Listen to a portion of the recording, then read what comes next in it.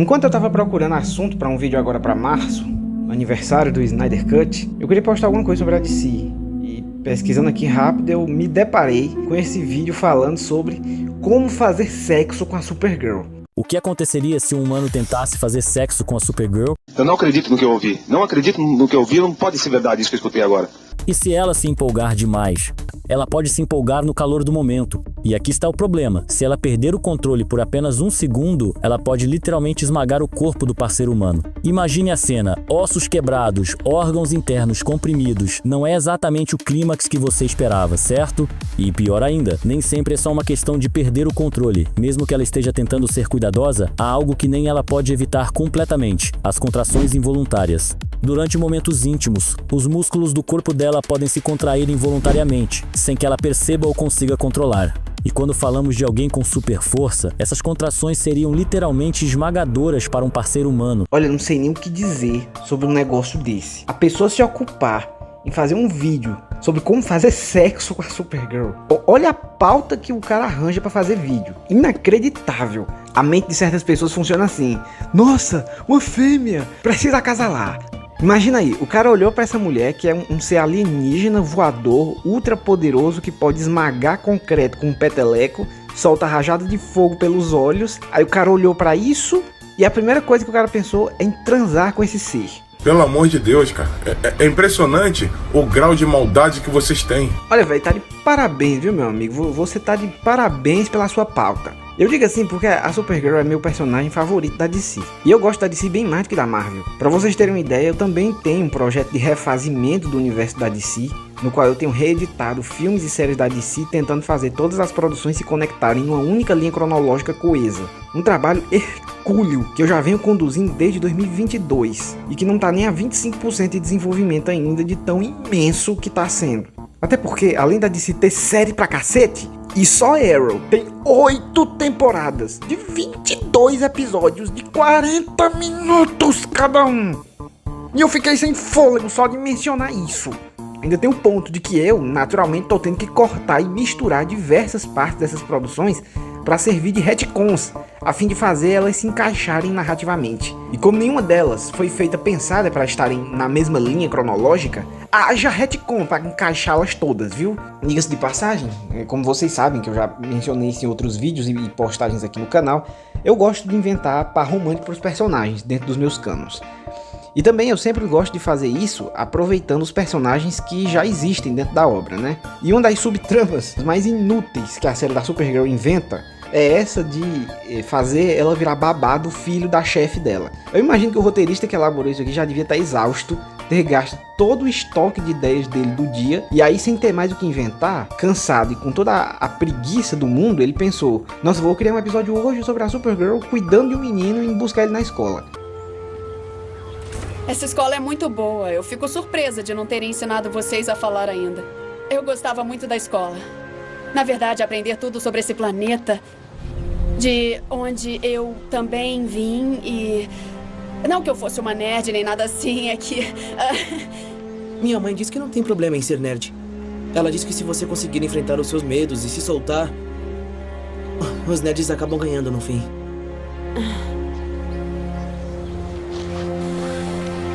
Deus, tomara que sim. Véi, isso aqui é o tipo de coisa aleatória que aparece quando você obriga a série a ter 22 episódios na temporada. É esse tipo de enchimento de linguiça que aparece. Já eu, como gosto muito de arranjar funções para personagens que não estão fazendo nada na trama, olhei isso aqui e pensei: tá aí, vai ser o namorado dela.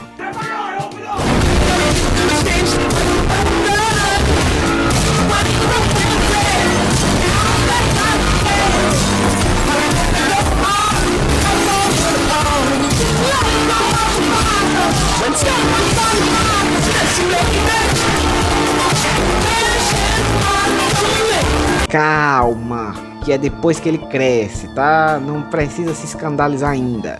Enquanto ele é pequeno, ela só cuida dele. Cuida rolando um mau clima, né? Ah, você gosta da Supergirl? Ela é tão legal. Semana passada ela venceu o Reactron. O Super-Homem nunca fez isso. E hoje mais cedo ela segurou um prédio inteiro. E ela consegue soltar laser pelos olhos. Nossa, ela parece uma bela heroína. Eu não disse que ela é bonita. Eu não disse que você disse que ela é bonita. Por quê? Você também acha ela bonita? Acho que sim. Sei lá. Carter, vai me dizer que você tem uma quedinha pela Supergirl. Mas a Kara espera ele crescer antes de atacar o menino. Ela é uma mulher de consciência. Eu montei cuidadosamente a história para o relacionamento se desenrolar de forma plausível, mesmo ela sendo babá dele, né? E a propósito de fazer as coisas serem plausíveis, montando um canon em cima de dezenas de produções que não foram pensadas para coexistirem, acredita em mim, não é nada fácil. Ainda mais quando eu não estou sendo pago para reescrever esses roteiros. Mas eu faço por amor. Isso é pra vocês verem o quanto eu amo a DC. E a Supergirl é o cristalzinho do meu cano. Foi a que eu me debrucei mais pra desenvolver, pra elaborar a linha da motivação dela, a construção dos arcos de personagem dela. Kara Zor-El é a menina dos olhos do meu cano. Então eu fiquei particularmente abismado de imaginar que tem gente por aí postando vídeos sobre como fazer sexo com a minha personagem. O que é isso aqui? O que é isso aqui? O que é isso aqui? Mas ok, me senti um pouco corno, talvez, mas isso pelo menos me inspirou, porque aí eu tive a ideia de também falar sobre a Supergirl para essa data de março, que é um momento solene. Março é momento de celebrar a DC, são 4 anos de Snyder Cut. Seja você fã ou hater do Snyder, há de reconhecer que foi um marco, o movimento, toda a comoção que isso gerou, é o tempo fazendo justiça com um cineasta que foi vítima de uma covardia. Usaram uma tragédia particular para botar o cara para fora do filme dele.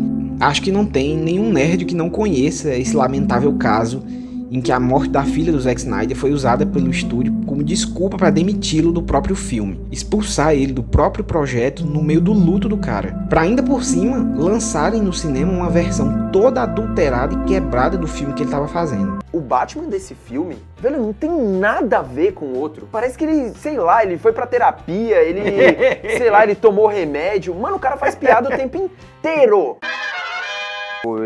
A apresentação é breve, mas é bom. My man! Uou! Yeah! Uou! Ah! Yeah! Mas a punchline, tipo, porra, velho. Ele acaba não sabe virando. pra onde olhar. A outra só dá um sorrisinho. O outro fala, yeah! Oh, oh. E o final? Aí closes. Buia! Buia!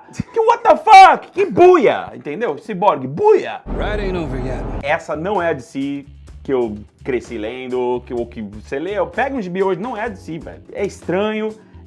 Não emociona, cara. Eu queria ter saído desse filme rolando no chão chorando, velho. O valor desses personagens, cara, eles estão num nível, num panteão ali, pra cultura pop, pros fãs, que eles não podem ser tratados desse jeito. Eles estão perdidos, eles precisam acertar essa mão aí, porque não dá, velho. Puta merda, ele e aquela cena aí. Você ficou puta merda na parte do Superman? Eu achei muito boa. Você ficou puta merda na parte do Tipo, Superman? eu só achei interessante, assim, tipo, pra mim seria mais legal se ele aparecesse pelado inteiro, assim, sabe? Tipo, o cara tá lá, ele, porra, Eu jurava que você ia falar que queria ver o uniforme preto. legal, velho. A palavra desse filme é desperdício. Desperdício de boas ideias, desperdício de bons personagens, desperdício de tudo, cara. Porque você insinua o fanservice em vários momentos, tipo, vamos fingir que a gente vai tocar o tema do Superman.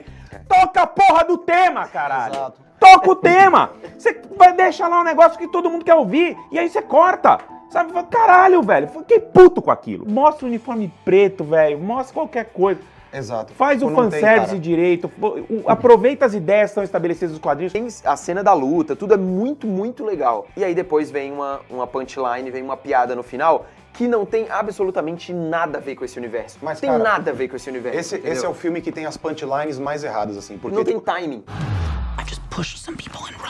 E nesse filme, cara, tipo, a punchline o que é? Você corta pro Flash, o Flash fica olhando pro lado, assim, ele fica com aquele olho louco, assim, que ele não sabe pra onde olhar. E, tipo, parece que esse filme não custa 300 milhões, entendeu? Tipo, o plano é sempre o mesmo. E parece realmente que é um filme com cagaço, cara. Tipo, cagaço de fazer escolha, cagaço de fazer um negócio diferente. E para no o comum. Batman vs Superman, ele faz escolhas. Esse filme não faz escolhas nenhuma, entendeu? Tipo, vamos voltar pro cara? Vamos voltar do jeito mais tranquilo Ele e tal. faz as escolhas mais É um filme fáceis. com cagaço. Ele deve ter feito as escolhas. Eu acho que ele fez as e escolhas e foram cortaram as cortadas. escolhas. Então assim, o cara perde a filha, é demitido do próprio projeto e ainda tem que ver o projeto dele ser publicamente avacalhado pelo estúdio e depois detonado pela crítica que ainda o culpou pelo fracasso. A gente nem pode imaginar a dor que deve ter sido isso tudo. O Zack Snyder é o cara do drama, é o cara que, tipo, ele tem uma visão muito particular, ejetaram o cara e escolheram fazer um filme que não tem nada a ver com ele, sabe? Exatamente, não tem nada a ver com ele, não tem nada a ver com a proposta da DC em si. Sei lá, nossa, velho, não dá, não deu. Não, a gente espera mais, cara. Eu saí triste, saí Saiu pra mesmo. baixo.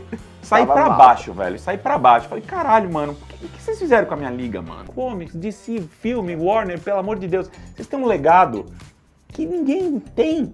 Vocês têm um legado da lembrança dos fãs do Christopher Reeve. Tem um negócio que encanta, que tá pronto. É só usar. Não usa.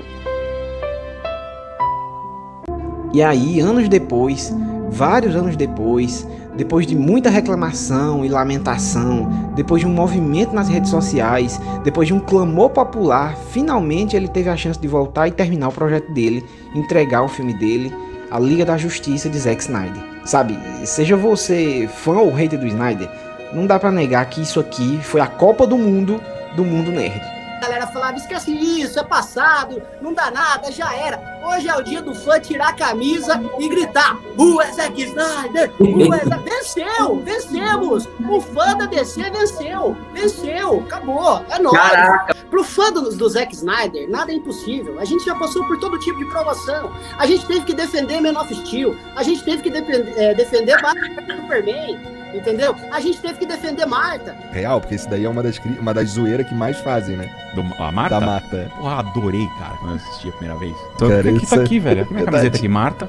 Defendeu o Zack Snyder dessa canalice que fizeram com eles. Canalhas que demitiram o Zack Snyder e colocaram o Josh Whedon. Vamos botar cor, vamos fazer um Vingador. Não vem com negócio de cor, não. Aqui é tristeza, aqui é tragédia. Aqui é DC Comics e aqui é Zack Snyder. É Zack Snyder. É um triunfo.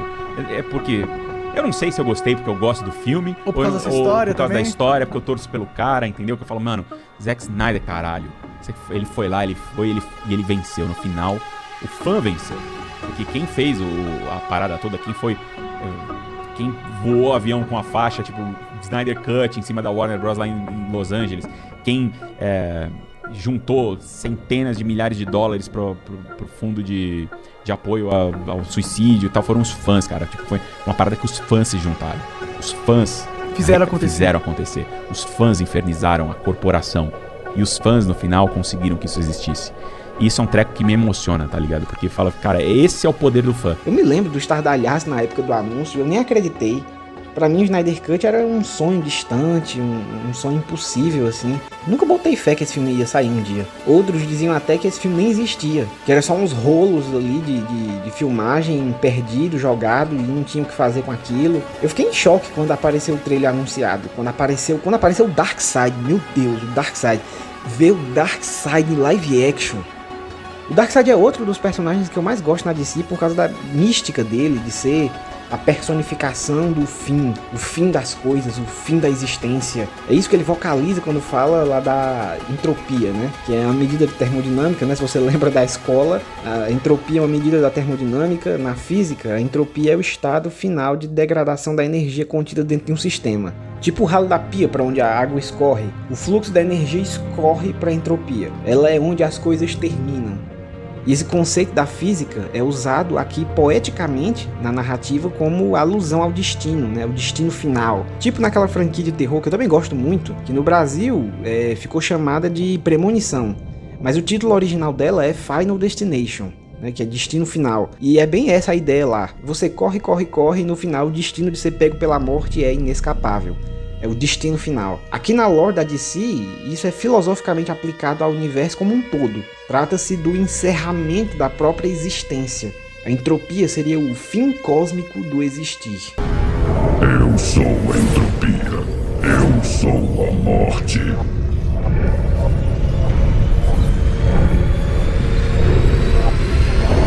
Eu sou Darkseid. Darkseid é um personagem super filosófico e ele meio que é o Mussolini do universo da DC. Ele é um ditador que governa um planeta inteiro. Planeta esse que parece um inferno, diga-se de passagem. E como ditador, ele é extremamente cruel e perverso. E além de governar esse planeta inferno, que é chamado de Apocalipse, ele invade outros planetas, é um conquistador de mundos que serve de metáfora para uma série de questões políticas. Ele é colossalmente poderoso, é forte pra uma caralha. Fiquem pra trás e assistam o show de luzes. O Lanterna Verde cuida disso.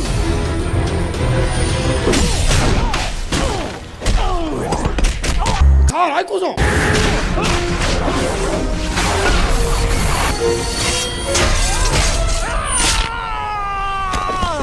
praticamente invencível que espanca todo mundo, espanca a liga inteira, espanca o Superman, espanca o Papa, espanca a sua mãe. O bicho é o capeta com esse poder da força ômega que ele manifesta também por esses raios que fazem curva. São raios que podem manipular a matéria, reformular os átomos, tanto desmanchando como refazendo objetos, dependendo da resistência das ligações entre as moléculas do objeto-alvo. Se as ligações forem fracas entre as moléculas, esse objeto pode inclusive simplesmente se desintegrar. E como se não bastasse a ameaça desses raios, eles ainda fazem curva, né? Para te pegar em volta de objetos. Se você corre, eles fazem curva para te alcançar. Eles são teleguiados, que é uma coisa que também serve para representar isso que eu disse, da inevitabilidade do fim, do ser inescapável, o Final Destination, não tem pra onde correr, os raios vão fazer curva e te pegar. Você foge do jeito que for, mas a morte chega de um jeito ou de outro. Os raios fazem curva, te perseguem e te acertam. Essa força ômega, que tem poder de reescrever a matéria, desmanchando ou remontando ela ainda por cima, é teleguiada para o alvo. É tudo uma forma de dar um ar de quase onipotência ao Darkseid. Ele é como um fim inescapável da existência. Eu sou a entropia. Eu sou a morte. Eu sou Darkseid. É um personagem fascinante, o Darkseid. E eu esperei tanto pra ver ele no filme de 2017 e ele não aparece lá. Ele foi cortado também, como um monte de coisa que foi cortado naquele filme lá pelos executivos da Warner. Mas o Zack Snyder tinha sim colocado ele no projeto. O Darkseid era pra aparecer. Mas assim como muita coisa no projeto original, o Darkseid foi cortado. O que fez eu pegar um enorme ranço, um ódio assim tão grande desse filme de 2017, sabe? Esse filme de 2017 ele representa isso, ele representa o desmanche, a ruína, o fracasso da tentativa de um universo compartilhado da DC. Olha só que desgraça! Então assim, a gente precisava de uma volta por cima, a gente precisava de um resgate. Aí quando veio esse trailer anunciando, vamos lançar a versão do diretor, o filme original, vamos ter um Snyder Cut, véi, isso lavou minha alma de um jeito. Eu chorei nesse trailer. A gente ia ter a reparação de todo o desastre que foi aquele desrespeito que a gente recebeu em 2017. Seria a vitória dos fãs sobre um estúdio, a glória de fazer essa empresa mercenária, bilionária, se dobrar à nossa vontade de fã. Se dobrar à arte. Vai lançar sim o filme original do jeito que foi pensado, com Darkseid, com tudo. Eu sei que muitos vão dizer que mas eles só aceitaram fazer isso porque precisava arranjar conteúdo para preencher o catálogo do HBO Max. Sim, é verdade. Eles só se dobraram para poder capitalizar em cima, para usar o filme do Snyder e o movimento pelo Snyder Cut como marketing para o streaming que eles estavam lançando. Isso é mais do que óbvio, eles toparam fazer porque precisavam vender um produto. A gente sabe que eles não fizeram isso por peso na consciência da sacanagem cometida contra o Zack Snyder. Não é porque a Warner ficou boazinha, foi porque ela tinha segundas intenções. Claro, a gente sabe disso. Ninguém aqui é criança, a gente sabe que foi por uma manobra comercial. Mas não muda o fato de que graças a esse motivo torpe, foi dada a chance do Snyder voltar e terminar o filme dele. Algo que ele fez também para honrar a memória da filha que se foi, a Autumn, que sofria de depressão e sucumbiu durante as gravações do filme. O Snyder finaliza então o filme também para homenagear ela. Então por tudo isso, eu gosto de ver que essa necessidade comercial do HBO Max na época foi assim, a vida, o destino, meio que por linhas tortas, fazendo justiça. Então esse momento deve ser sempre lembrado, reverenciado. É um momento não só dos fãs do Snyder, mas de toda a comunidade nerd em geral, lembrar do dia que um estúdio bilionário se dobrou à nossa vontade, do dia que o motivo comercial serviu à arte, do dia que um filme de 4 horas foi lançado, ainda mais em formato 4x3, só porque o diretor quis fazer assim, a despeito do quão contestável seja essa decisão. A visão artística dele, por mais controversa que fosse, foi respeitada acima dos interesses do estúdio e deixaram ele apresentar o filme 4x3 com 4 horas de duração. Então o lançamento do Snyder Cut foi sim uma vitória da arte. Lembremos desse dia. Por isso, desde então, todo mês de março eu dedico a ver coisas relacionadas ao Snyder Cut e à Liga da Justiça. E eu quero trazer esse costume também aqui pro canal, fazer disso uma tradição pro canal. Eu pretendo criar algumas aqui, mas tenho que ir devagar, porque meu canal é um bebê ainda, né? Acabou de nascer, eu monetizei em janeiro, e ainda tô me estruturando aqui, me organizando no meu cronograma. Vocês estão vendo aí que tá saindo vídeo com muita escassez, né? Muito raro as minhas postagens, e tá difícil aqui eu me organizar, até porque, como vocês sabem que eu falei no último vídeo, esse aqui não é o meu único canal, eu tenho outro canal também, muito complicado de manter, Manter, que é um canal de filosofia. Então, são 2 canais que o conteúdo para eles é pesado, é denso, envolve muita pesquisa, muito estudo, os vídeos são longos, tem muita edição, muito trabalho.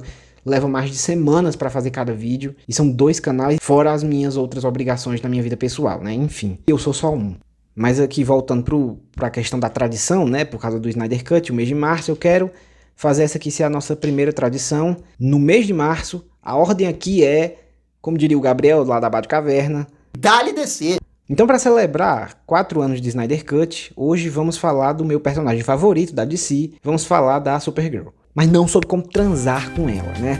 E sim alguma coisa mais decente, alguma coisa mais relevante do que ficar conjecturando quantos ossos do nosso corpo a Supergirl quebraria com cada sentada dela. Eu pretendo falar sobre uma coisa mais civilizada, que não precisem tirar as crianças da sala para ver. No caso é falar sobre níveis de poder, que é uma coisa bem nerd de se fazer, né? Vamos falar de nerdice e não de safadeza. E acredito também que é muito mais saudável avaliar poderes fictícios ao invés de sentadas fictícias. Comparar poderes de personagem é um dos maiores passatempos nerds. E aproveitando que tá vindo aí um novo filme do Superman, depois de mais de 10 anos, né, Warner? Eu decidi comparar os 2 primos kryptonianos, até porque o James Gunn tá vindo aí com esse reboot da DC no cinema a todo vapor, ele já anunciou um monte de produções novas, já escalou até atriz para interpretar a Supergirl, e muita gente tá especulando que ela já vai aparecer agora, nesse filme do Superman mesmo, já esse ano. Pensando nisso, é muito provável que em breve as comparações entre os 2 kryptonianos comecem a rolar entre o público. Algo que de certo modo é até inevitável. Essas comparações são inerentes à apreciação dos personagens, faz parte do consumo dessas obras. A gente tá acostumado, o meio nerd é assim. E isso é divertido também, então, ok. Por isso eu gostaria de me antecipar e já abordar esse comparativo agora, antes mesmo de virar assunto do pessoal. Isso porque, caso o James Gunn decida retratar os 2 personagens com uma disparidade de poder, e ele faça essa disparidade pender pra Supergirl, a gente sabe que a galera vai chiar com isso. E eu não quero que venham dizer que isso é agenda woke, venham dizer que é feminismo ou taxar de lacração. Porque muito provavelmente é isso que vai acontecer, né? Se ocorrer essa disparidade de poder, vão chamar de lacração. E por isso eu quero antecipar esse chorume e derrubar essa choradeira antes mesmo dela começar. Vou logo mostrar antecipadamente que essa possível reclamação não tem fundamento. Porque como nós vamos ver adiante, pegando a lore dos kryptonianos dentro do universo da DC, existem muito mais motivos para assumir que a Kara seja mais forte e não o Kal. O que eu imagino que pode ser chocante para você que está acostumado com a ideia base de que o Superman é o maioral, ele é o ícone, é o sabichão, porque esse é o pensamento vigente na maioria dos fãs da DC. A ideia de que o Superman é absurdamente poderoso, ele tá acima de todos, ele precisa se segurar para não matar os inimigos que lutam com ele, né? Não é uma opção, Superman. Tenho minhas ordens e vou obedecê-las. Ô cara, Superman já pediu pra você sair da frente. Eu ouvi, moça. Não posso fazer isso. Eu controlo a radiação, Superman. Isso inclui a radiação do Sol Vermelho. Tire o questão daqui. Não espere por mim. Por que pensou que eu ia esperar? Peça ao João transporte quando sair daqui. Esse prédio impede as comunicações. Ninguém vai a lugar nenhum com questão. Eu deixei isso bem claro.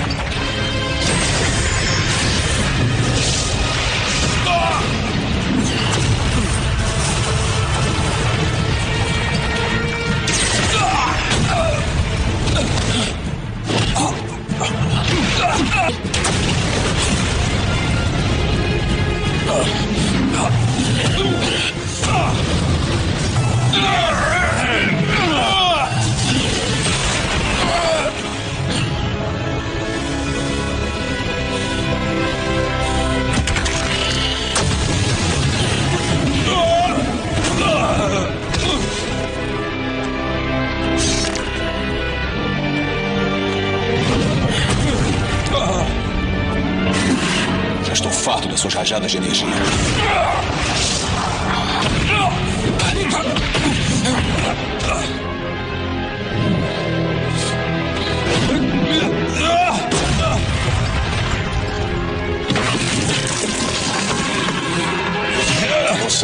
Muito bem. Agora desista. Não posso fazer isso, Superman.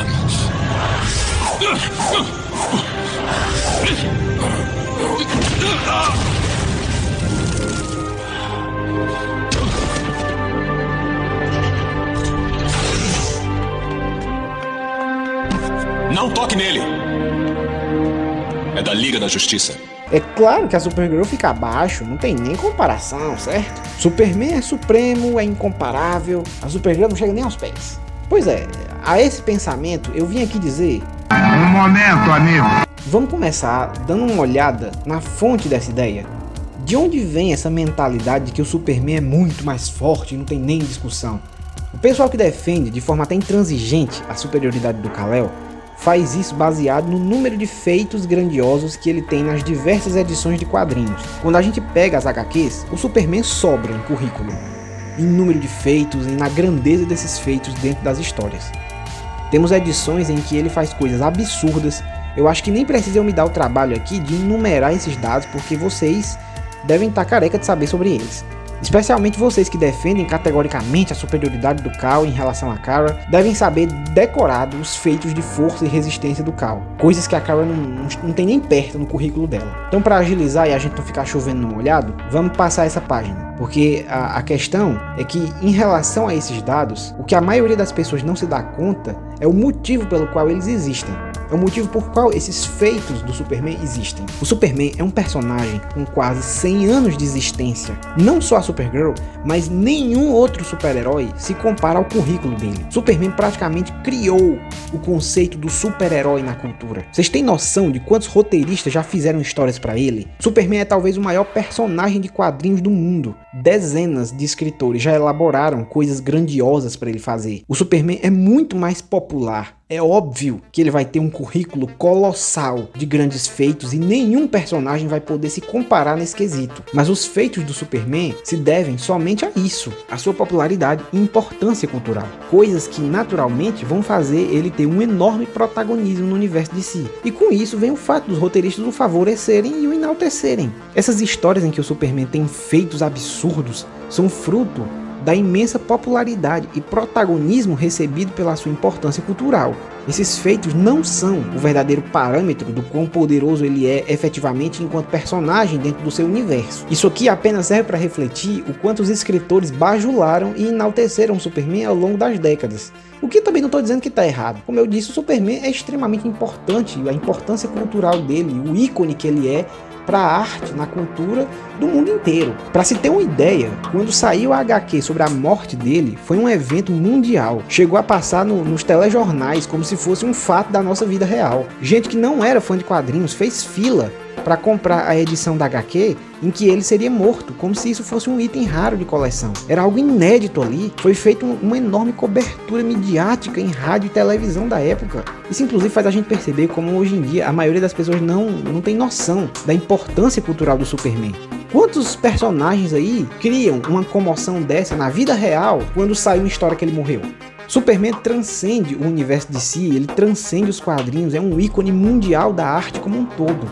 O Kal-El é uma figura tão influente que o mundo parou para discutir a historinha que mostrava ele morrendo. É o único personagem que tem um vilão criado exclusivamente com a função de matá-lo. Todos os vilões, normalmente, eles têm uma backstory, eles têm um passado, um histórico com o herói, eles surgem para rivalizar com o herói de alguma forma e eles aparecem de forma recorrente, ele tem as histórias recorrentes. O Doomsday não teve nada disso. Pra você ter uma ideia, o Doomsday originalmente não tinha roteiro nenhum. Ele foi tacado do nada na história, ele aparece, do mesmo jeito que tem o Deus Ex Machina, né, que é a solução de roteiro milagrosa, tem o problema de roteiro que aparece do nada, um diabo Ex Machina. Ele aparece do nada, ele não tem roteiro. Ele surgia do completo nada, como uma força imparável de destruição em massa.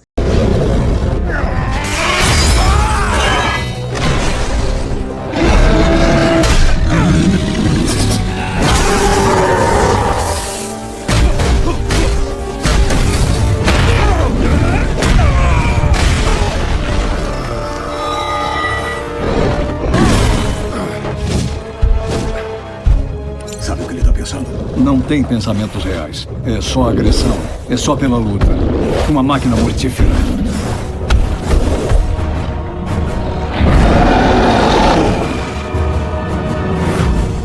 Não!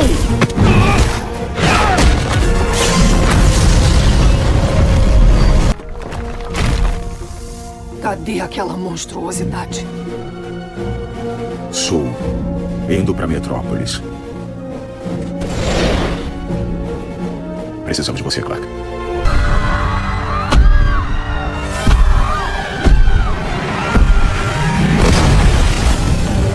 Você é todo meu, monstro!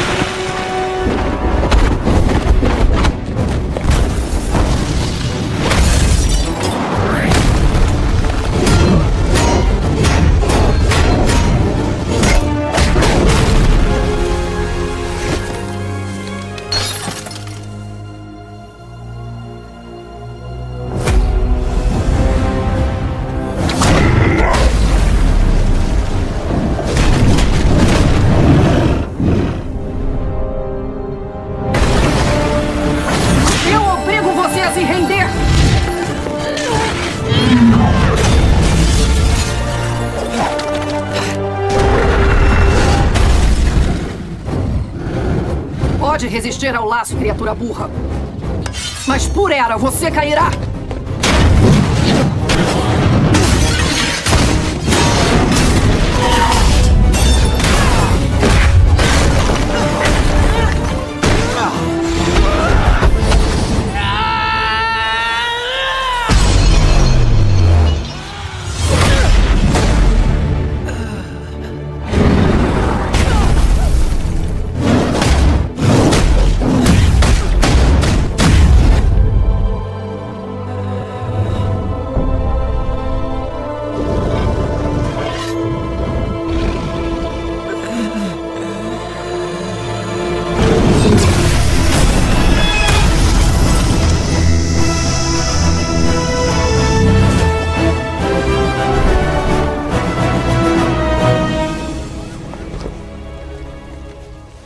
Diana, eu devia ter chegado antes.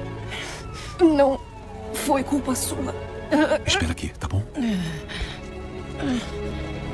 Espere. Tem que acabar com ele, Clark.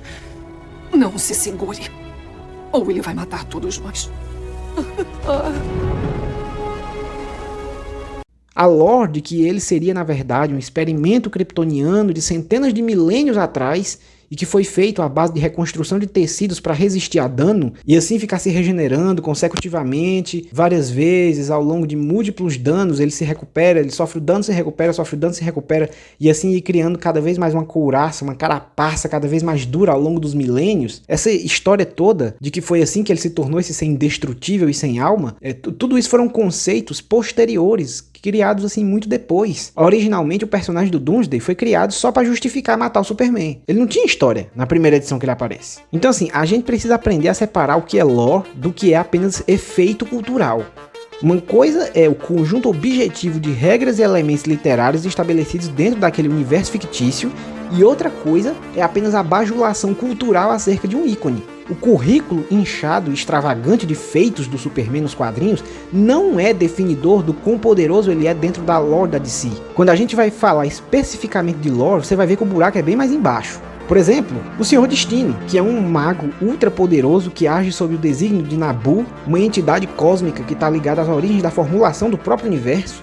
Ou seja, é alguém que está em outro patamar de poder e ele não tem um grande currículo de feitos dentro das edições de HQs. Não existem grandes eventos, grandes feitos que o Senhor Destino tenha executado dentro da DC. Percebe? O Senhor Destino não tem nenhum décimo dos feitos do Superman. E qualquer fã da DC sabe que o Senhor Destino é 300 vezes mais poderoso que o Superman. No entanto, o Senhor Destino não chega nem perto do currículo de feitos do Superman. Por quê? Porque o Senhor Destino é um personagem obscuro da classe C do universo DC. Ele não chega nem aos pés da popularidade e do protagonismo que o Superman tem. Da mesma forma, a Supergirl também é uma personagem derivada, criada mais de 20 anos depois do Superman, faz parte da classe B da DC. Coitada, jamais vai chegar perto de ter a popularidade e protagonismo do Superman, assim como o Senhor Destino. Então percebe como é injusto e sem nexo se basear em número de feitos para definir quem é mais forte. Vai ter mais feitos quem tiver mais protagonismo ao longo do tempo. E vai ter mais protagonismo quem tiver mais popularidade. Quem for mais importante culturalmente é que vai se destacar nisso aí, que afinal as editoras querem vender mais quadrinhos. Então elas mandam os seus roteiristas elaborarem mais coisas para os personagens que chamam mais público. É uma equação simples. Popularidade é a chave. E ela gera protagonismo dos roteiristas que criam mais eventos grandiosos para o personagem. É uma questão de logística de venda. Isso tudo não tem nada a ver com as regras internas de funcionamento daquele universo. Portanto, quando você vem querer dizer que o Superman é o mais forte, como esse vídeo gringo aqui, baseado na comparação de feitos que o Superman teve ao longo das suas histórias, você não está comparando quem é mais forte, você está comparando quem tem mais popularidade, quem recebeu mais protagonismo. É isso que você está comparando. E nisso, o Superman ganha de lavada de qualquer um. Ele tem muito mais popularidade e protagonismo que qualquer um. Esse vídeo gringo aqui tenta bater o martelo afirmando que o Superman é muito mais forte que a Supergirl e ponto final. E faz isso totalmente baseado em currículo do personagem. E como eu bem expliquei detalhadamente, o currículo estrondoso que o Superman tem de feitos não prova que ele é mais forte. Prova somente que ele recebeu mais protagonismo, porque ele é um personagem mais popular. Então essa conclusão da superioridade do Superman, apresentada por esse vídeo aqui, que usa o currículo do personagem para alegar que ele seja o mais forte, é uma linha de argumentação completamente inválida. Entenda uma coisa, o que eu vou dizer agora é praticamente uma lei nerd. Só se pode usar feitos dos personagens como argumento numa comparação quando esses feitos estão todos dentro da mesma escala editorial. Ou seja, todos esses feitos foram escritos por um único roteirista, e esse único roteirista é também o criador original do universo ao qual esses respectivos personagens pertencem. Então, de certa forma, usar o currículo de feitos do personagem é algo que só cabe para anime.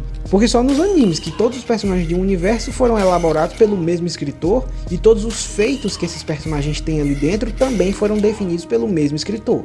Então, se você quer comparar quem é mais forte, sei lá, pensar aqui no exemplo, Itachi e Minato. Você quer comparar qual dos dois é mais forte, Itachi ou Minato? Você pode usar os feitos de cada um como argumento, porque tanto o Minato como o Itachi foram criados pelo mesmo roteirista.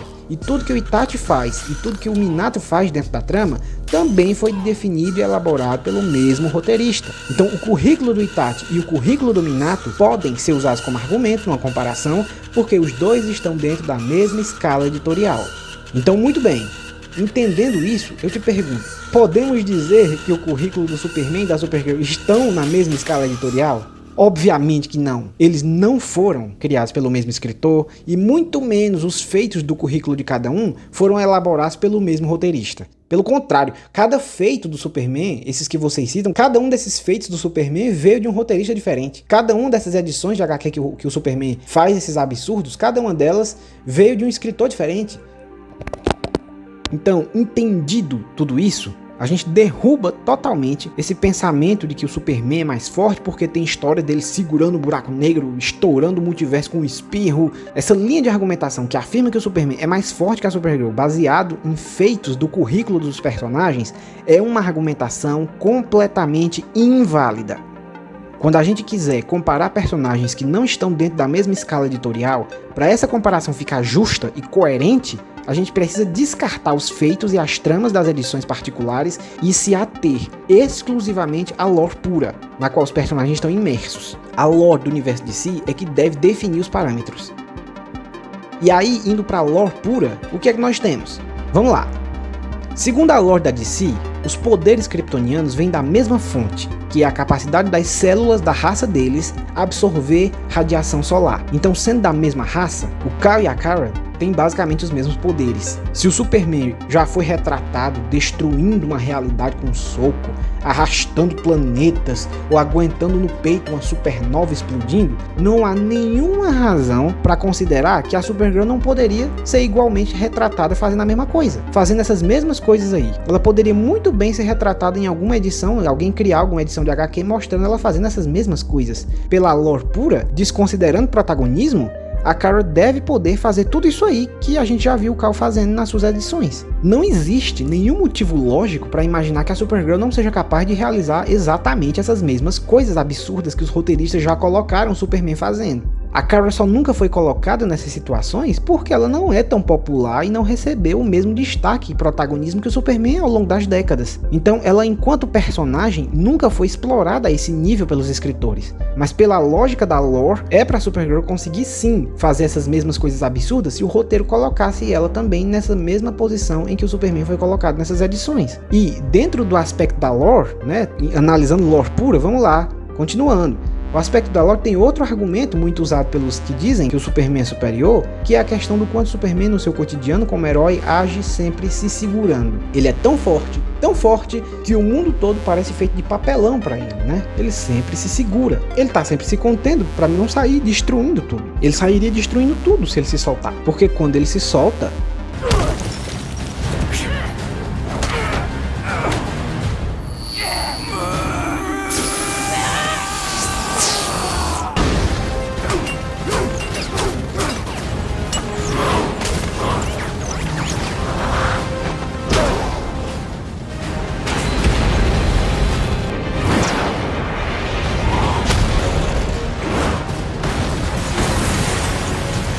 pois é, vocês mencionam isso como se isso fosse um grande mérito para o Superman. O bicho é tão brabo que ele tem sempre que estar alisando os inimigos em geral para não matá-los, de tão forte que ele é. Mas vocês já pararam para pensar que isso na verdade é uma desvantagem? O fato do Superman estar sempre se segurando significa que ele nunca treina a superação do seu limite. Vocês já treinaram alguma habilidade física?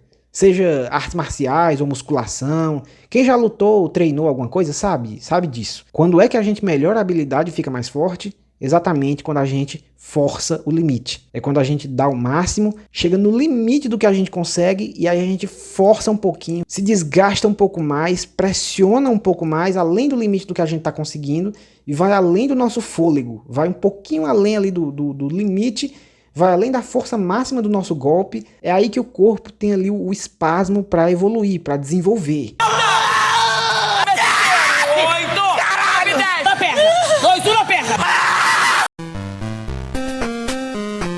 É ali que a gente desbloqueia um novo nível de força, de habilidade. É forçando o limite. Então assim, pela lógica, se o Superman nunca se permite nem sequer chegar ao limite dele, muito menos forçar esse limite, ele nunca evolui. Pelo contrário, se ele sempre luta alisando os inimigos, a tendência é que a força dele atrofie e ele involua de poder. A memória muscular dele deveria regredir a capacidade, porque ele nunca se desafia, ele quase nunca se esforça. O resultado é que a força máxima dele, na verdade, não é lá essas coisas, porque ele atrofia a força ao não praticá-la com frequência. Eu sinto como se vivesse num mundo feito de papelão. Eu tomo cuidado constante para não quebrar nada e nem machucar ninguém. Eu nunca me permito perder o controle, nem por um momento, pois alguém pode morrer.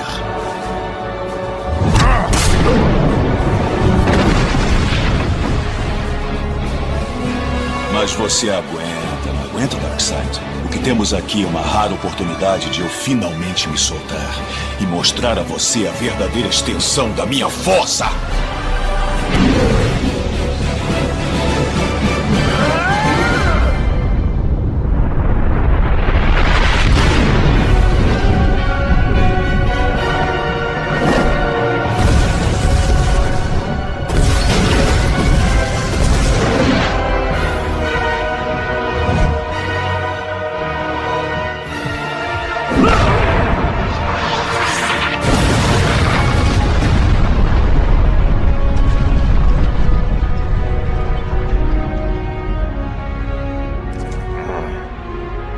É o suficiente? Nem pensar nisso.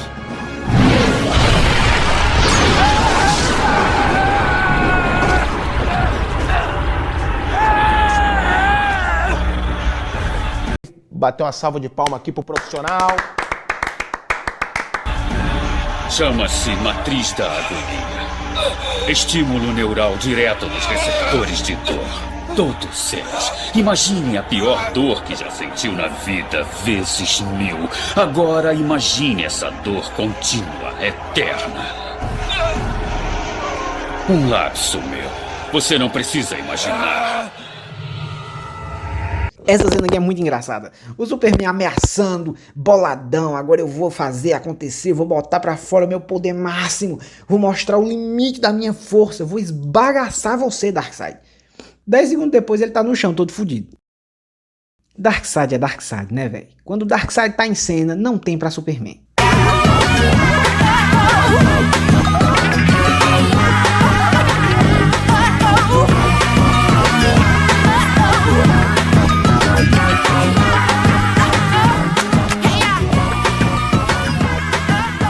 A força dele, por quase nunca ser usada a toda potência, atrofia. Enquanto a Supergirl é até criticada e repreendida pelo próprio Superman por ela sair quebrando tudo, porque ela é muito esquentada, muito bruta. A Supergirl tem como principal traço de personalidade ser uma onça, né?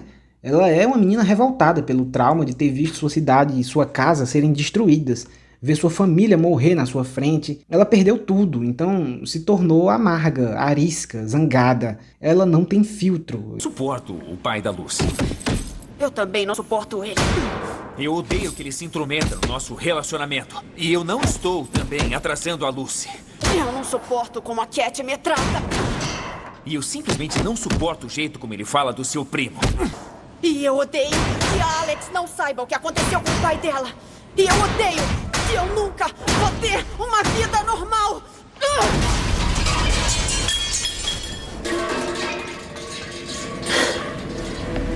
Cara.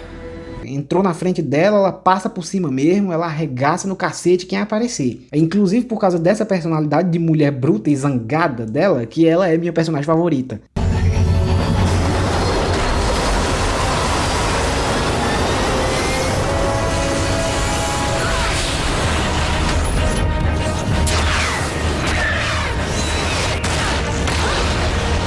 Talvez ela não esteja levando isso muito a sério.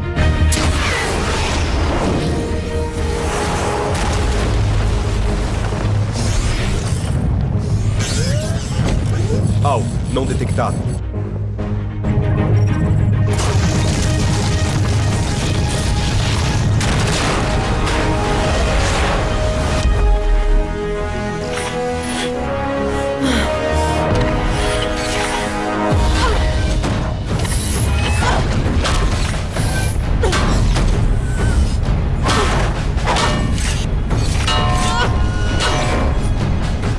Está sofrendo com danos no sistema. O teste acabou. Desligue. Agora. Supergirl, pare. Já chega.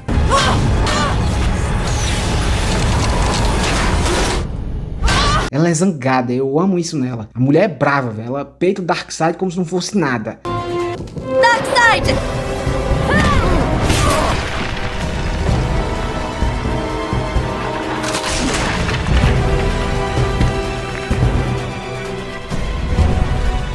E eu ainda nem comecei de verdade.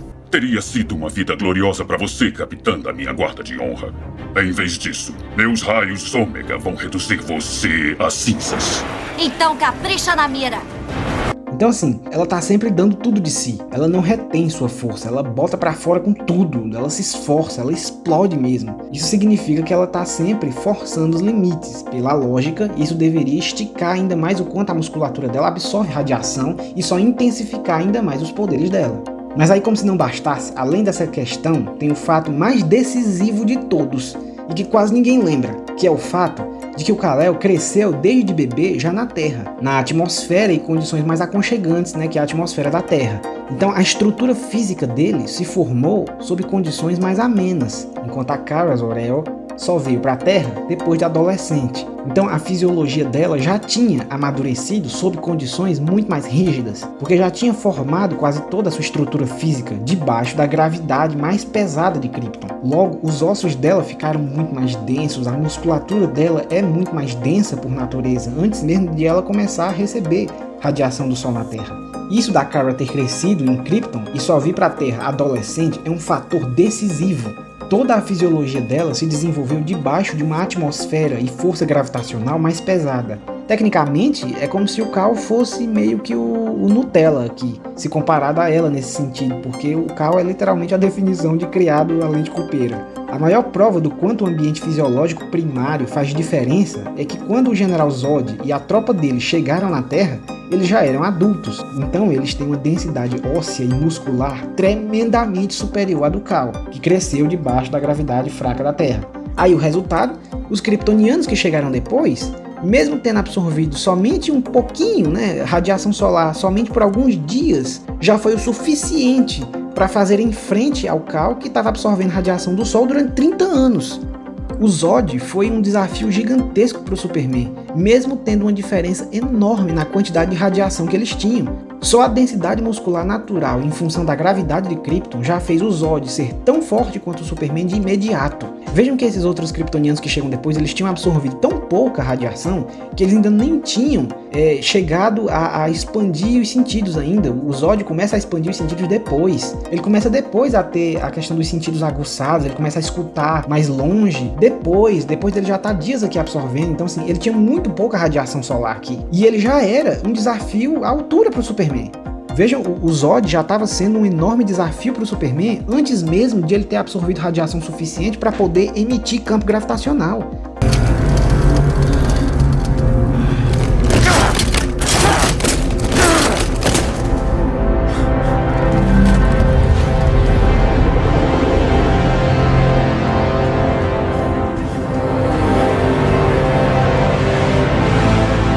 O Zod vai absorvendo mais radiação e desbloqueando poderes ao longo das lutas, ao longo da luta final, é que ele começa a emitir o campo gravitacional, ou seja, sem ter os poderes todos ainda desbloqueados, de tão pouca radiação que ele tinha, e ainda assim ele já era pau a pau com o Superman. Imagine se ele fosse equiparar o nível de radiação, imagine se você botar ele por mais tempo no Sol. Isso tudo é para quê? É para servir para mostrar pra gente o quanto a vivência sobre a gravidade de Krypton faz diferença no efeito dos poderes. O Zod tem a estrutura física dele natural já tão densa que só uma pitadinha de Sol nele já coloca ele de igual para igual com o Kal-El, que tá no Sol há 30 anos.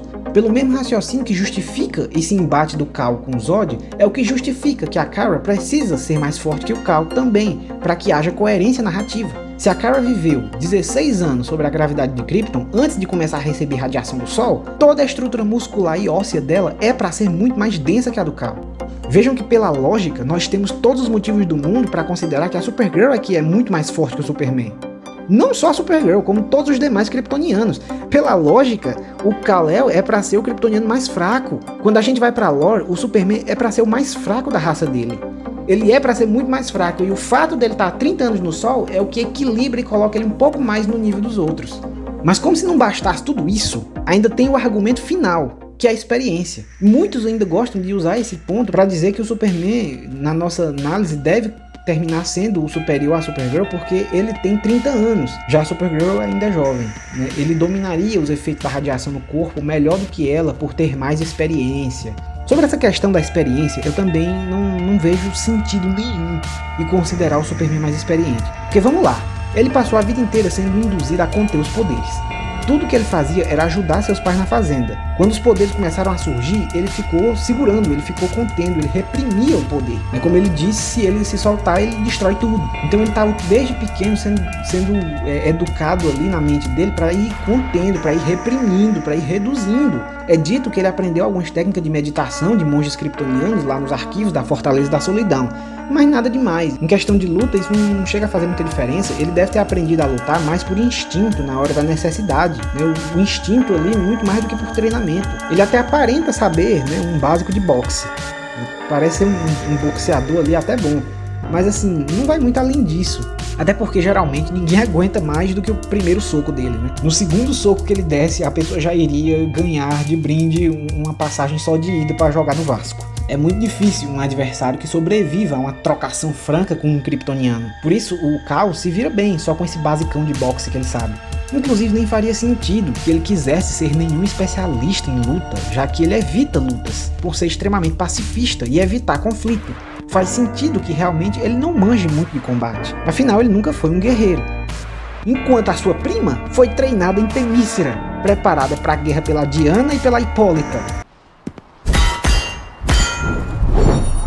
Confiei em você para me ensinar. A Kara, além de já ser agressiva por natureza, ela sim manja de combate. A Kara é basicamente uma amazona também. Ela é treinada em armamentos concursivos e todo tipo de artes marciais pela Mulher Maravilha. Quando você quiser, Artemis. Pronta. Já!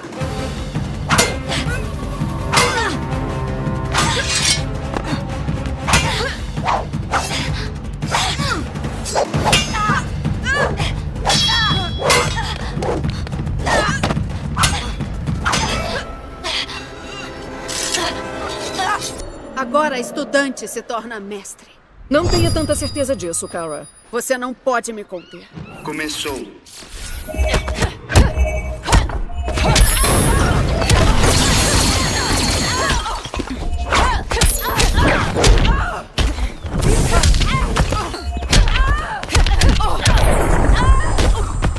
Kryptonianos chamam isso de surra.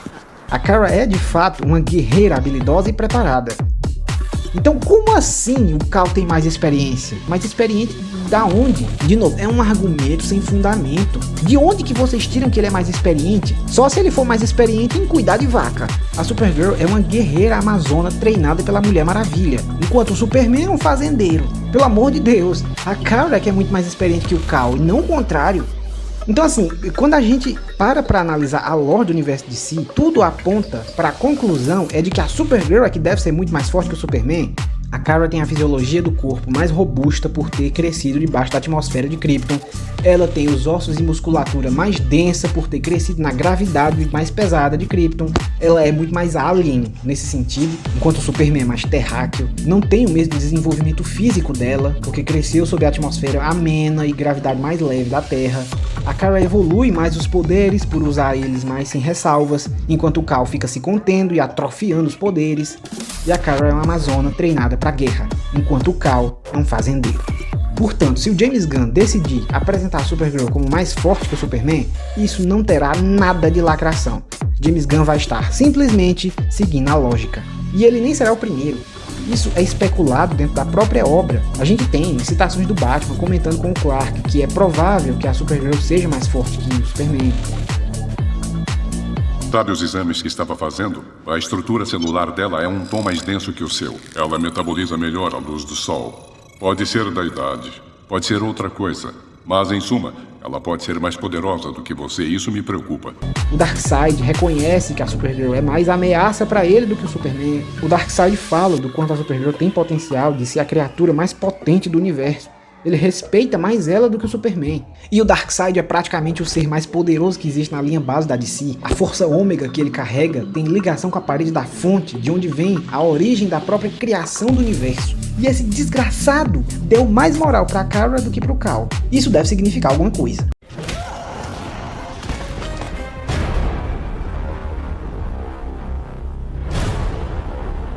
Superman? This is my planet. These are my people.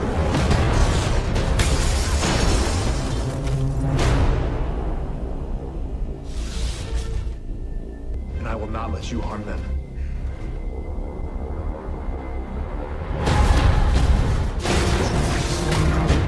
Listen to me.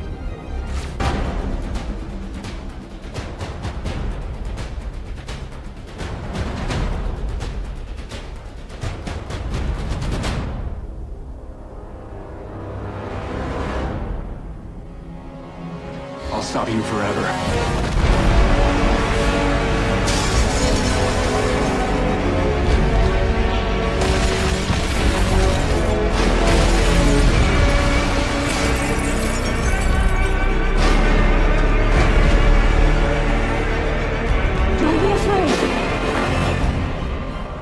Stay away from them.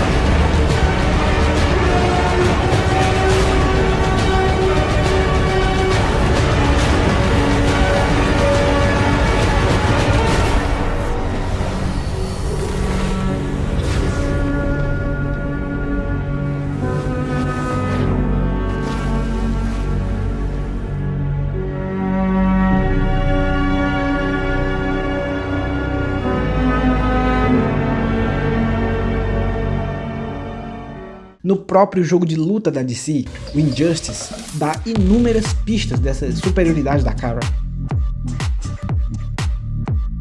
No gameplay, a Supergirl tem um moveset muito mais robusto que o moveset do Superman. O sol da Terra te deixou forte. Mais forte do que imagina, Cal. Você precisa se exercitar mais. Ela tem movimento de criar furacões para deixar o oponente preso. O Superman não tem nada parecido com isso no seu moveset. A Supergirl tem um movimento de teleporte, que claro, não é um teleporte, né? É claro que ela não teleporta. Na verdade, é a super velocidade dela que se move muito rápido e a gente não vê. Aí por isso ela roda um cenário e aparece do outro lado. Mas aqui funciona no gameplay, funciona como se fosse um teleporte, por isso eu chamo de teleporte. O fato é que o Superman não tem um movimento assim no gameplay dele. Aliás, só 4 personagens que eu me lembro tem um teleporte no jogo.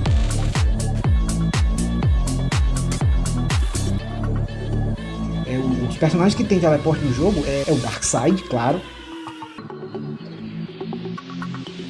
o Senhor Destino, o Flash, né, pela super velocidade, e a Supergirl também pela super velocidade. É um seleto grupo de personagens bem apelões, né, dos quais o Superman não faz parte, e a Supergirl faz. E por fim, a visão de calor, que é talvez o poder mais expressivo dos kryptonianos, que é uma rajada de energia pura, é quando o kryptoniano bota pra fora a radiação que ele tem acumulado e solta numa descarga de fogo pelos olhos. Veja como a visão de calor do Superman se compara à da Supergirl.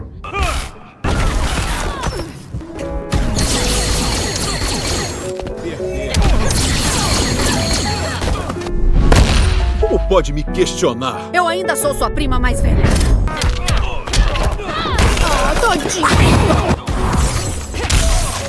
Se isso tudo não é evidência final da superioridade da Kara em relação ao Kal, eu não sei o que é. Enfim, eu tô fazendo esse vídeo para mostrar que tem assuntos mais decentes que a gente pode desenvolver, que a gente pode discutir dentro desse tema da Supergirl. Tem coisas mais decentes para se falar da personagem, sabe? Porque sinceramente, eu confesso que eu tô até agora abismado com o vídeo do cidadão lá. Como é que pode, velho? Como é que pode? Como é que o sujeito me vem com uma pauta dessa? Às vezes é difícil conceber a mente suja desse pessoal, viu? Como é que pode, velho? Um indivíduo olhar pra esse anjinho, mano. Legal! E ficar pensando coisas. Tipo, inacreditável isso. Minha bonequinha tão fofinha e essa galera pensando safadeza com ela.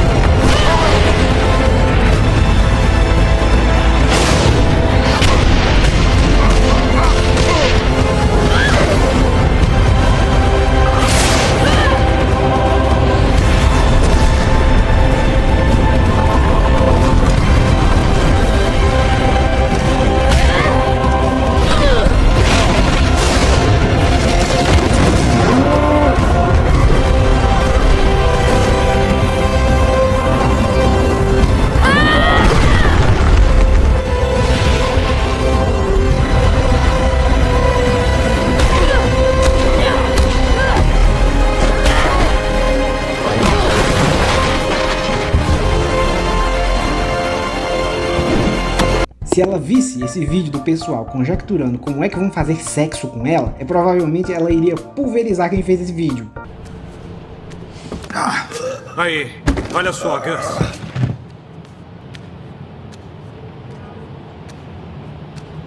Opa, que maravilha. Veio pegar um arzinho? Bonan matenan, mineski eskiprio. Oh, devagar, que língua é essa? Sueco? Ô, Gus, eu acho que ela gostou de você. Vem cá, beleza. Deixa eu te dar umas aulinhas de relações exteriores.